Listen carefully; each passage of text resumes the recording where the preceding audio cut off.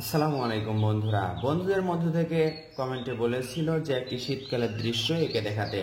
তো বন্ধুরা, আজকের এই ভিডিওতে আমরা দেখাবো শীতকালের দৃশ্য এঁকে এবং রং করে। চেষ্টা করব সহজ কৌশলে আঁকার যেন সবাই বুঝতে পারেন। একটি শীতকালের দৃশ্য আঁকার জন্য আমরা একটি আর্ট পেপার নিয়েছি। দেখতে পাচ্ছেন আর্ট পেপারের চতুর্পাশে সুন্দর করে লাইন করা। শীতকালের দৃশ্য আঁকতে হলে একটি প্রধান বৈশিষ্ট্য দিলেই কিন্তু বোঝা যায় এটা শীতকালের দৃশ্য। সেটা কি? সেটা হচ্ছে খেজুরের গাছ। খেজুরের গাছে হাড়ি বাঁধা, এটাই হচ্ছে মূলত শীতকালের সকালের দৃশ্য। এটা আমরা খুবই সহজ কৌশলে আঁকবো। দেখুন, প্রথমে একটি খেজুরের গাছ আঁকবো এখান থেকে, ঠিক এখান থেকে দেখুন এভাবে করে হালকা দাগে নিচের দিকে নিয়ে আসবেন। আবার কি করবেন, এখান থেকেই হালকা দাগে নিচের দিকে নিয়ে আসবেন। এরপর এখান থেকে এভাবে করে একটা ডাল নেমে দিবেন, এখান থেকে আরেকটা ডাল, এপাশ থেকে এভাবে করে কয়েকটা ডাল নামাতে হবে। এই ডালটা আমরা না দিয়ে প্রয়োজনে এখানে একটু ফাঁকা রাখবো। কারণ কি? কারণ হচ্ছে আমরা এখানে একটা হাড়ি আঁকবো। এখানে দেখুন এরকম করে একটা হাড়ি আঁকবো। হাড়ির মুখটা এরকম চ্যাপ্টা আকৃতির হবে। এখান থেকে এভাবে ডাবল করে এটার সাথে লেগে দিব।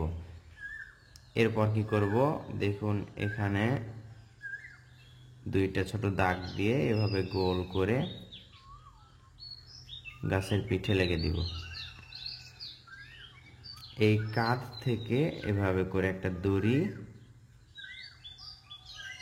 ডাবল দাগে এই গাছের সাথে বেঁধে দিব। এতটুকু, শুধুমাত্র এতটুকু বোঝালেই হবে। এরপর কি করতে হবে, এই দাগটা আমরা একটু গাঢ় করে সুন্দর করে নিব।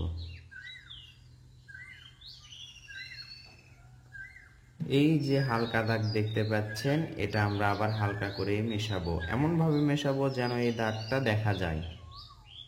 দেখুন, মেশানোর পরেও কিন্তু এই দাগটা বোঝা যাচ্ছে। এরপর দেখুন, একটু লক্ষ্য করুন, এখান থেকে এইভাবে করে কাটা কাটার মতো আঁকবো।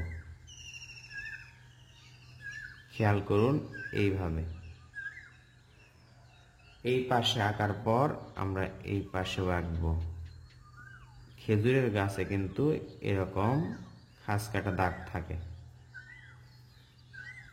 এরপর লক্ষ্য করুন, এখান থেকে এভাবে করে আমরা দাগ দিব।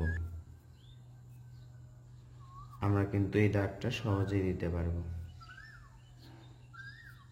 এই যে দেখতে পাচ্ছেন এই ডালগুলো ছড়িয়ে আছে, এগুলোতে যদি আমরা প্রথমেই পাতাগুলো ড্রয়িং করি এরকম করে, তাহলে কিন্তু রং করার সময় গিয়ে এগুলো কিন্তু বিচ্ছিরি হয়ে যাবে। এজন্য আমরা এইটুকু ফাঁকা রাখছি। এরপর কি করবেন, এভাবে একটি স্কেল ধরবেন এরকম। এখন এখান থেকে সোজা করে একটা দাগ দিতে হবে। খেয়াল করুন, রাবার দিয়ে এটুকু আন্দাজ মতো মেশালাম, এইটুকু। এরপরে এই দাগটা দেখতে পাচ্ছেন, এখান থেকে একটা ত্রিভুজ আঁকবো।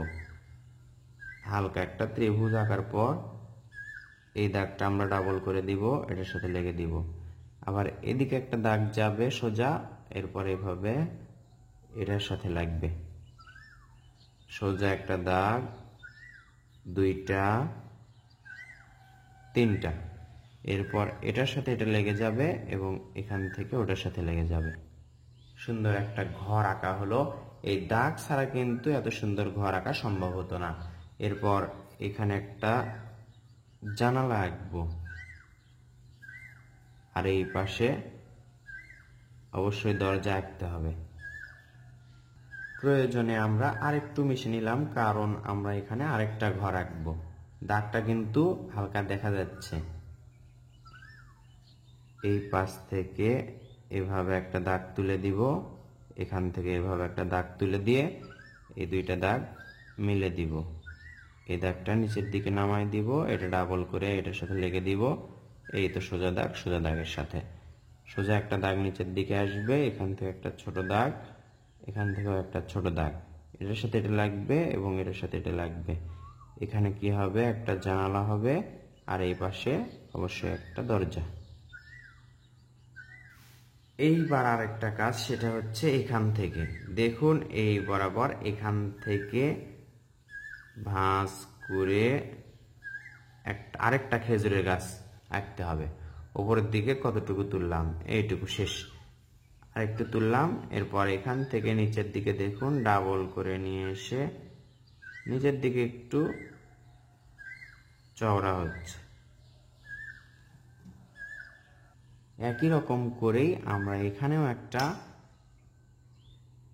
কি আঁকবো, পাতিল আঁকবো বা কলসি আঁকবো।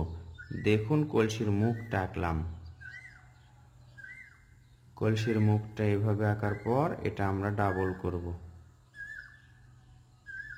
এরপর এখান থেকে দুইটা দাগ দিয়ে গোল করে এটার সাথে লেগে দিতে হবে। এই গাছে খাস কাটা দাগ দেওয়ার কোনো এরকম দাগ দেওয়ার প্রয়োজন নেই, যেহেতু ছোট গাছ অস্পষ্ট হয়ে আছে। এরকম যদি চাই দিতে পারি, তবে দেওয়ার কোনো প্রয়োজন নেই। এরপর এখান থেকে এভাবে একটা ডাল নেমে যাবে, এভাবে কয়েকটা ডাল দিতে হবে। খেজুর গাছের শিকড় কিরকম হয় দেখুন, এখান থেকে এভাবে একটু ভাঁজ করে দিবেন, এদিক থেকে দুইটা দাগ এভাবে দিবেন, এরপর এগুলো ডাবল করে দিতে হবে। এই শিকড়গুলো এভাবে দিলে দেখুন খেজুরের গাছ কিন্তু সুন্দর লাগছে। এগুলো হালকা করে এভাবে দিলেও হবে। এখন আমাদের কাজ কি, একটা মেঠো পথ আঁকতে হবে। এভাবে এত দূর পর্যন্ত নিয়ে এসে এভাবে একটা দাগ দিব, আবার এইটুকু থেকে এভাবে আরেকটা দাগ, আবার এভাবে এটা একবারে মাথায়। এবার এখান থেকে এভাবে করে দাগটা, এই দাগটা এখন ডাবল করতে হবে।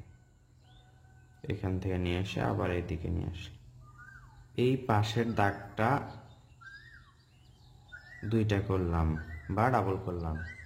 দেখুন কোন পাশেরটা, এটা না এইটা, আবার এটা না এটা। ডাবল করলে এই রাস্তা থেকে এটা একটু উঁচু মনে হবে। নদীর পারও এভাবে দিতে হয়, এটা হচ্ছে রাস্তা।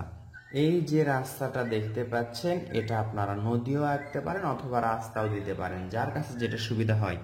দৃশ্যতে আমরা বেশি কিছু আঁকবো না, যদি বেশি কিছু আঁকি তাহলে সুন্দর লাগবে, কিন্তু অনেকের বা বাচ্চাদের আঁকতে কিন্তু কষ্ট হবে। যখন আঁকা সুন্দর হবে তখন কিন্তু রং করতেও অসুবিধা হবে।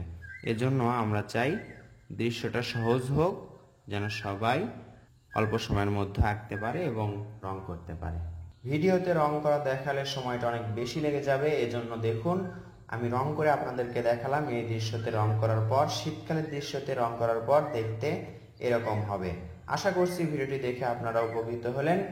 কেমন লাগলো তা কমেন্ট করে জানাবেন। আপনারা শিখতে পারলে আমার সার্থকতা। ধন্যবাদ সবাইকে। পরবর্তী দেখার আমন্ত্রণ জানিয়ে এখানে শেষ করছি। আসসালামু আলাইকুম।